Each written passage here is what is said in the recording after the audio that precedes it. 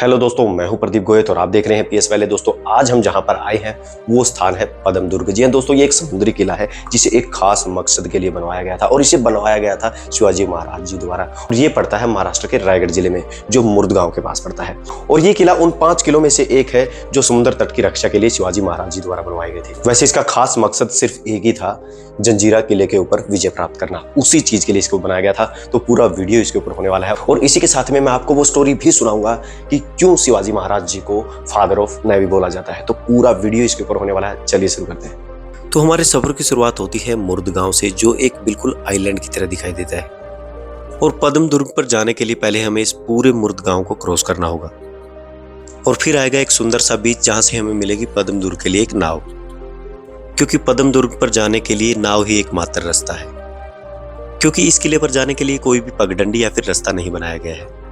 और इसीलिए हम लेते हैं नाव का मजा और बढ़ते हैं पद्म दुर्ग की तरफ। किनारे से इसकी दूरी लगभग 2 से 3 किलोमीटर है और बातें करते करते ही इसके साथ ही हम पहुंच चुके हैं बिल्कुल पद्म दुर्ग के पास। और कैप्टन ने भी नाव को रोकने की पूरी तैयारियां कर ली हैं और ये रस्सी फेंक दी गई है। और अब हम यहां से बढ़ेंगे किले की तरफ।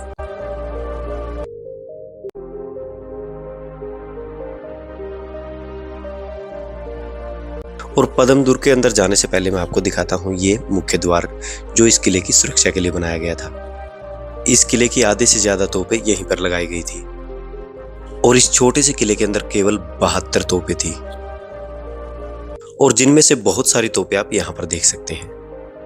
और यहीं पर एक भवानी माँ का मंदिर भी है, वो भी हम देख लेते हैं। और ये है भवानी माँ का लगभग 350 साल पुराना मंदिर। और ये जो आप पत्थर पर पेंटिंग देख पा रहे हैं, यहीं पर भवानी माँ की असली मूर्ति हुआ करती थी।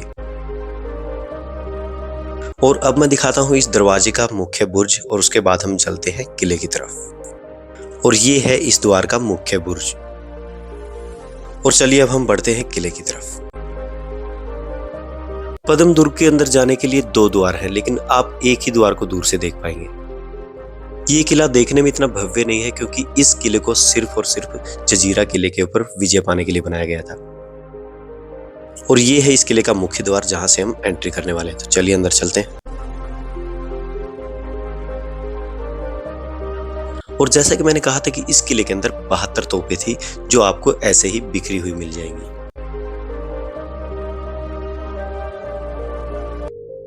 और इस किले में सबसे पहले हम देखने वाले हैं सैनिक गृह। जी हाँ दोस्तों, इन्हें बनाया गया था सैनिकों के आराम करने के लिए।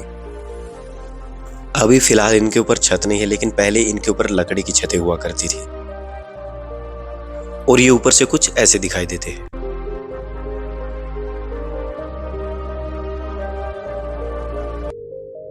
और थोड़ी सी दूरी पर चलते ही यहाँ पर हमें दिखाई देंगे अंग्रेजों के बनाए हुए क्वार्टर, जहां पर अंग्रेज अधिकारी रहा करते थे।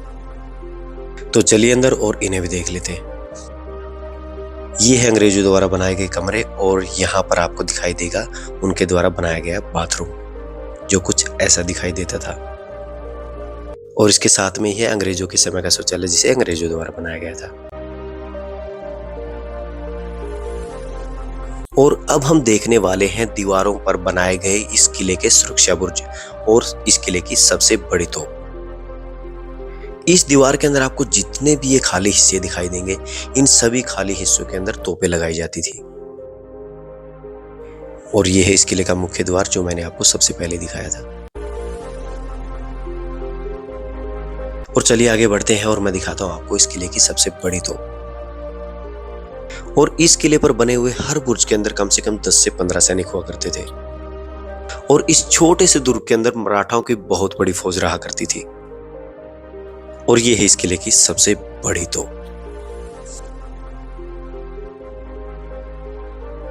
और इस तोप को दिखाने के बाद मैं आपको लेके चलूंगा इस किले के मुख्य टैंक की तरफ, जो यहाँ पर पानी के मुख्य स्रोत हुआ करते थे। शिवाजी महाराज जी द्वारा इस तरह के 5 दुर्ग बनाए गए थे और ये सबसे छोटा दुर्ग है। और अब मैं आपको दिखाता हूँ वो मीठे पानी के टैंक जो उस समय इस्तेमाल में लाए जाते थे। और ये है वो पानी के टैंक जहां पर मीठा पानी मौजूद हुआ करता था। और इसी पीने के पानी का इस्तेमाल समुद्री जहाजों के अंदर भी किया जाता था। अब मैं आपको बताने वाला हूं इस किले की हिस्ट्री सुंदर ड्रोन व्यू के साथ। और अब हम बात करते हैं इस किले की विशेषताओं की। तो इसकी सबसे बड़ी विशेषता ये है कि ये एक समुद्री किला है और ये उन 5 किलों में से एक है जिन्हें शिवाजी महाराज जी द्वारा समुद्र तट की रक्षा के लिए बनवाया गया था। और इन 5 किलों को कुछ इस नाम से जाना जाता है: विजयदुर्ग, सिंधुदुर्ग, खांदेरी और पद्मदुर्ग। इस किले को बनाने के पीछे का जो सबसे बड़ा कारण था वो था सिर्फ जंजीरा किले के ऊपर विजय पाना। जी हाँ दोस्तों, इस पर शिवाजी महाराज जी द्वारा और संभाजी महाराज जी द्वारा बहुत सारे प्रयास किए गए थे जंजीरा किले को जीतने के लिए, लेकिन फिर उन्होंने बाद में एक योजना बनाई कि इसके पास में ही एक दुर्ग बनाया जाए और फिर वहां से एक सुरंग खोद के इस किले को विजय किया जाए। लेकिन दोस्तों ये सपना पूरा नहीं हो सका, क्योंकि इसके पीछे रीजन ये था, उसी समय पर रायगढ़ किले के अंदर जंग छिड़ गई थी, जिसकी वजह से संभाजी को वहां पर जाना पड़ा और वो मुगलों के साथ लड़ाई में व्यस्त हो गए, जिसकी वजह से ये काम अधूरा रह गया।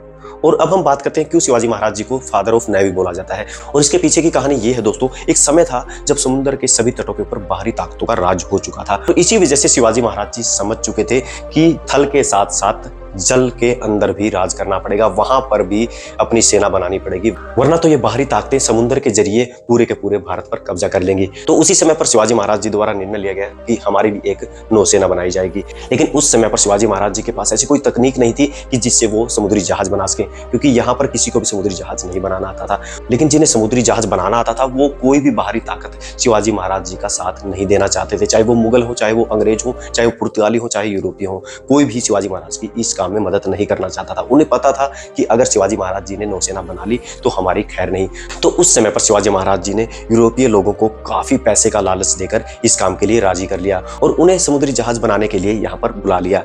और उसी समय पर शिवाजी महाराज जी ने अपने खास सेनापतियों को बुलाया और कहा कि मुझे गांव से 2 से 2,500 नौजवान चाहिए जो इन यूरोपियों के पास ही रहेंगे और समुद्री जहाज कैसे बनाया जाता है उस पर नजर रखेंगे। लेकिन उस समय पर सेनापतियों को समझ में नहीं आया कि क्यों शिवाजी महाराज 2,500 नौजवानों को इस देखरेख के काम पर लगा रहे हैं, क्योंकि शिवाजी महाराज बहुत दूर की सोचते थे।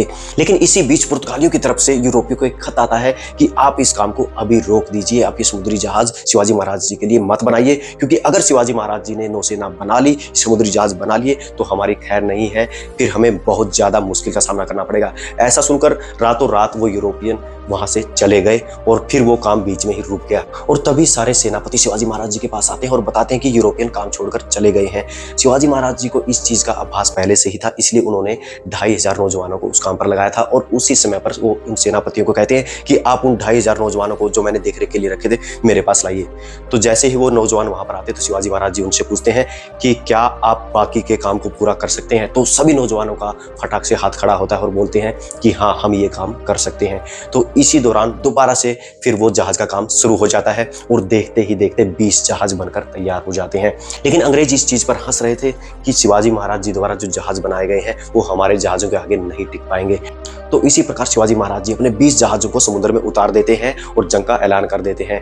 लेकिन जो अंग्रेजों की तरफ से जो जहाज आते हैं और जो अंग्रेज शिवाजी महाराज जी के जहाजों का मजाक उड़ा रहे थे, वही जहाज उनके बड़े बड़े जहाजों के परखच्चे उड़ा देते हैं। और जिसकी वजह से अंग्रेज खुद अपने आप में कबूल करते हैं और ये बोलने लगते हैं कि काश हमारे पास भी शिवाजी महाराज जैसे बढ़िया जहाज होते, उनके जैसी तकनीक होती। और इसी प्रकार देखते देखते 100 से 200, 200 से 300, 300 से 400, 400 से 500 करते करते पूरी एक नेवी बनकर तैयार हो गई। और अब इतने सारे जहाज समुद्र के अंदर आ चुके थे जो मराठाओं द्वारा बनाए गए थे। तो 400 से 500 जहाजों की पूरी नेवी तैयार हो चुकी थी और उसी समय पर 5 दुर्गों का निर्माण किया गया, जिसमें से एक दुर्ग पद्म दुर्ग भी आता है। तो इसीलिए पद्म दुर्ग को मैंने इस कहानी के साथ में जोड़ा है और इसीलिए शिवाजी महाराज जी को फादर ऑफ नेवी बोला जाता है। तो कैसा लगा ये वीडियो और कैसी लगी इसमें दी गई जानकारी, आगे भी ऐसी वीडियो लाता रहूंगा, देखते रहिए PS वाले।